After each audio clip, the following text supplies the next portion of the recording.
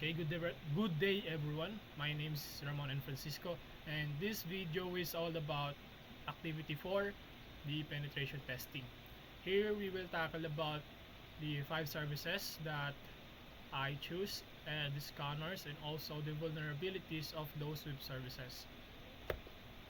So first, let's tackle and let's know about the 7 steps of penetration testing. So the first is pre-engagement, scope and rules of engagement. So it defines authorized targets, objectives, timelines, allowed techniques, legal approvals, and points of contact to set clear boundaries and prevent legal or operational issues. So sa first, when it comes to ethical hacking, of course ethical, kailangan natin ng authorization doon sa tatargetin natin na services or website. Kailangan natin ng legal approvals to perform penetration testing. Yun yung kapag ethical hacking, to identify the vulnerability of the system or a website para tawag dito, para ma-mitigate natin yung mga vulnerabilities na yon at para maiwasan yung mga possible damages tulad na lamang ng mga hackers. So sa pangalawa naman is we have reconnaissance. We have the passive and active. So sa active reconnaissance, directly niya doon siya mismo sa attacker, directly siya kumukuha doon ng data para sa gagawin niyang vulnerability, para sa paghahanap ng vulnerability. Doon siya mismo dumediretso sa kanyang victim. While the passive naman is indirect, kabaliktarin lang siya ng active reconnaissance, yung passive reconnaissance. Okay, so sa reconnaissance is it collects publicly available and observable information about the target domains, subdomains, IP ranges, technologies, employees, and other intel to map the attack surface. So for example is gathering subdomains and tech stack from public sources such as crt.sh entries, company LinkedIn, and targets public DNS to create an asset list. So yun nga, dito sa reconnaissance stage is collection lang siya ng mga data na nag-gather. So number 3 naman is we have scanning and enumeration. So scanning actively probe identified assets to discover live hosts, open ports, running services, versions, and accessible resources or accounts that can be targeted. So sa scanning naman, we will dito is gumagamit tayo ng scanners to identify yung mga vulnerability ports, yung mga unsecured na ports na kung saan is yun yung gagamitin natin kapag magpa-penetration testing. Sa scanning stage is yun nga, hinahanap niya lang yung mga vulnerability ng website by identifying yung mga vulnerable na ports. So the fourth one is the assessment and prioritization. So it identify, validate, and prioritize vulnerabilities using automated tools and manual checks, ranking them by exploitability and business impact. So example nito is yung finding a high severity web server, CVE via scanner, then manually verifying it's exploitable for remote code execution risk and marking it high priority. So dito, once na nakita na natin na yung mga possible vulnerability doon sa isang system or website is i-ranking natin sila simula sa high severity to low severity. Yon, para ma-identify natin kung ano yung vulnerability na uunahin natin lutasin. So the fifth one naman is the exploitation. It is the gaining access. It attempts controlled exploitation of prioritized vulnerabilities to demonstrate a real-world impact and confirm the presence of security weakness. So example nito is yung safely demonstrating a confirmed SQL injection by retrieving a single non-sensitive table value as proof of concept with customer approval. Pero kung yung sa mga hackers is hindi na kailangan ng approval, korekta na yun since hackers nga sila. So dito sa exploitation, gaining access, so i-attack mo yung isang website or isang system para magkaroon ka ng access, para magamit mo siya in kahit unauthorized ka is ma-access mo yung kanilang services. So pang-6 naman is yung post exploitation or privilege, escalation, and lateral movement. So syempre, after gaining access, escalate privileges, harvest credentials, and pivot to additional systems without causing damage to assess the scope of a potential breach. For example, is using discovered credentials to access an internal file share and confirm the potential to reach additional servers, yung mga documenting steps, and not leaving backdoors.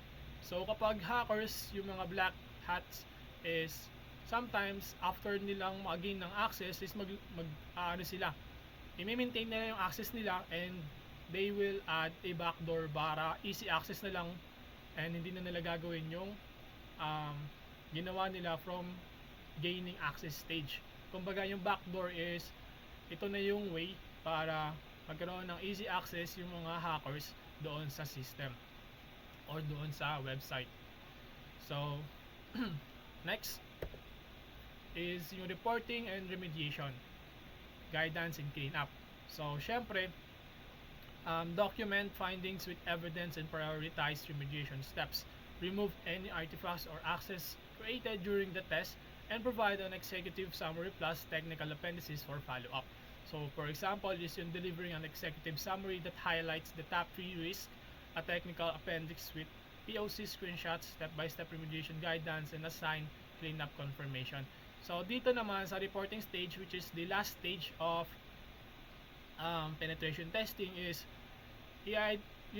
ibibigay mo na doon sa may-ari ng website or doon sa may-ari ng system kung ano yung mga possible vulnerabilities or risk na maaaring ma-encounter ng system or ng website in the future.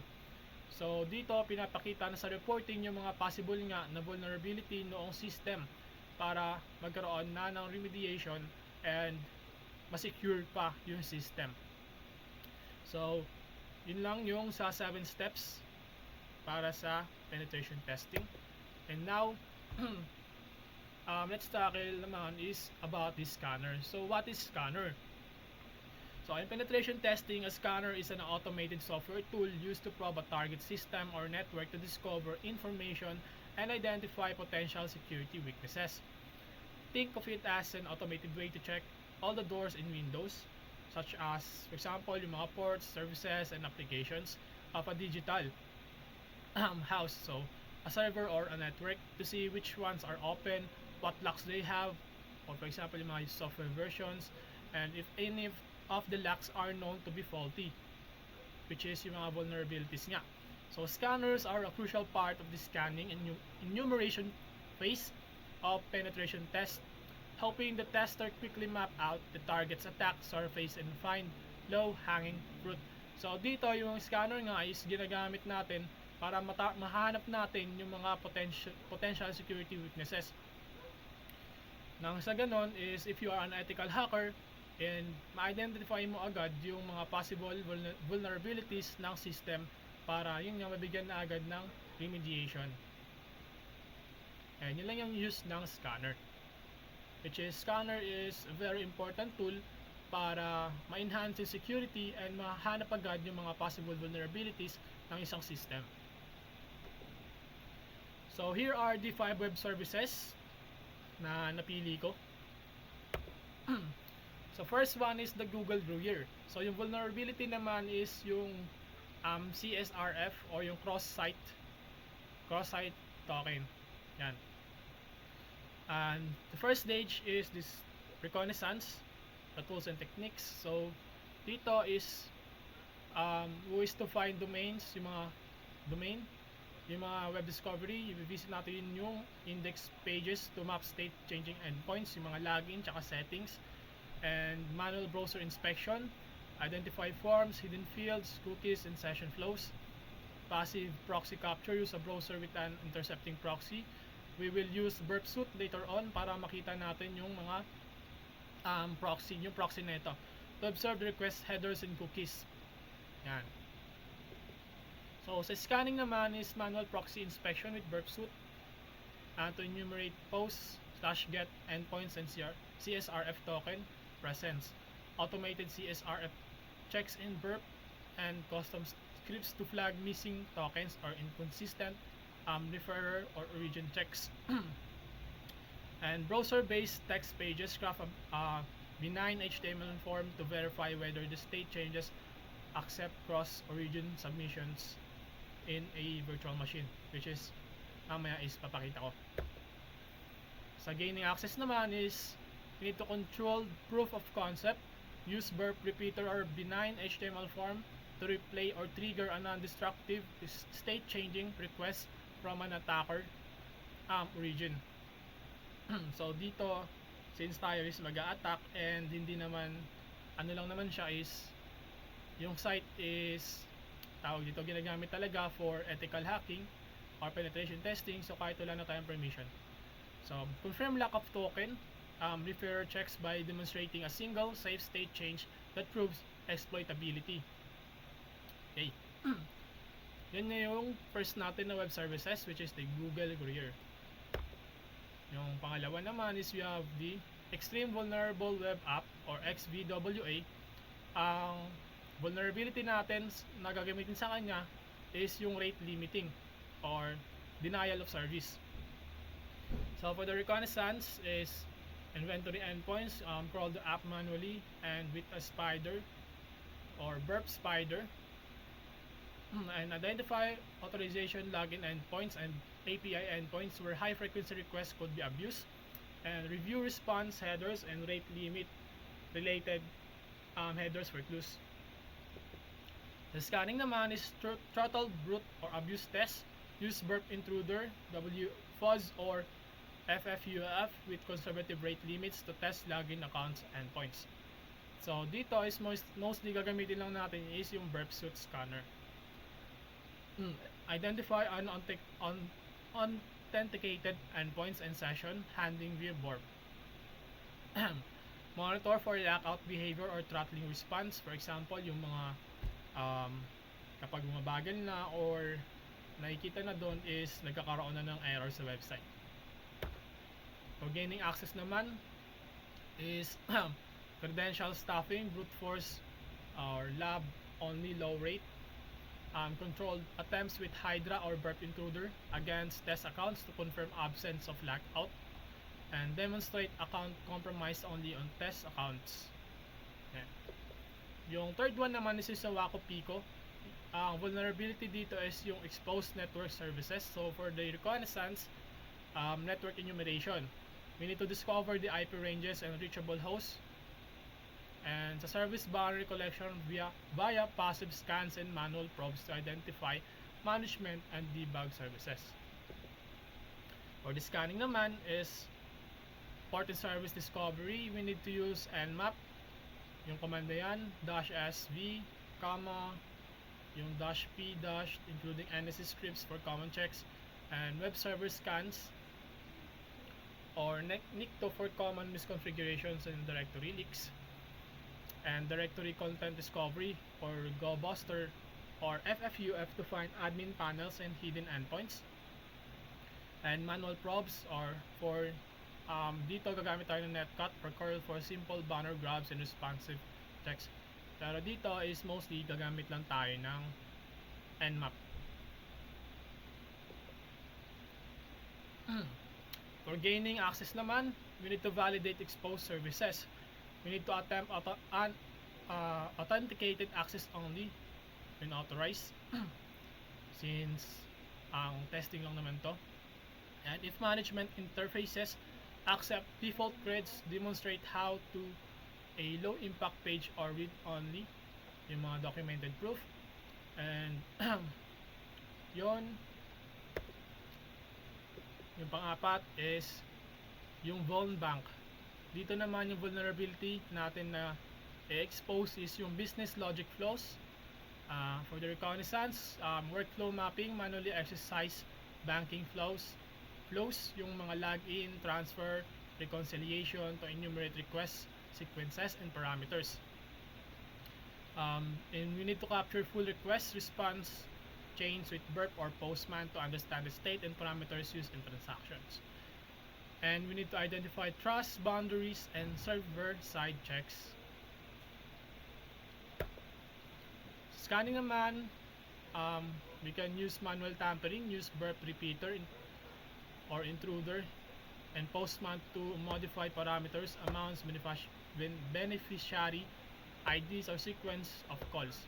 Replay and race condition checks. We need to attempt controlled repeated requests to see idempotency or atomicity issues. So dito naman is we need to use burp suit also for automated parameter fuzzing where applicable, but prefer manual scenario testing for business logic.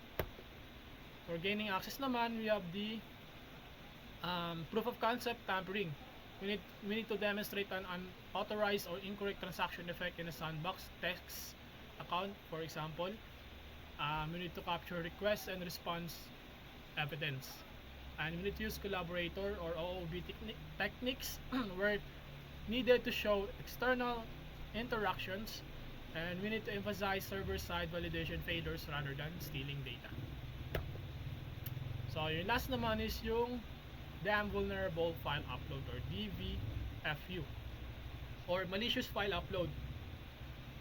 So dito is identify upload endpoints and storage behavior by exercising upload forms in the lab, inspect response headers and any return file paths. You are also learn where uploads are stored, and note file size limits, accepted extensions, and sanitization behavior. For scanning naman is file upload tampering via burp suit. Yun, mag-file upload tayo, and automated checks, custom scripts, yun para sa yun nga, mag-upload tayo ng malicious file, and we need to verify server responses for errors that reveal path or execution behavior. For gaining access naman is safe proof. We need to upload a benign file that can demonstrate where files are placed, yung mga harmless text file lang, and I confirm whether it is accessible or executed. So attempt file name traversal probes to confirm directory traversal risk and document exact responses. And yun lang. Thank you. Now, magpo-proceed tayo sa demonstration ng kung paano mag-pentest and installation ng web services by using Kali Linux.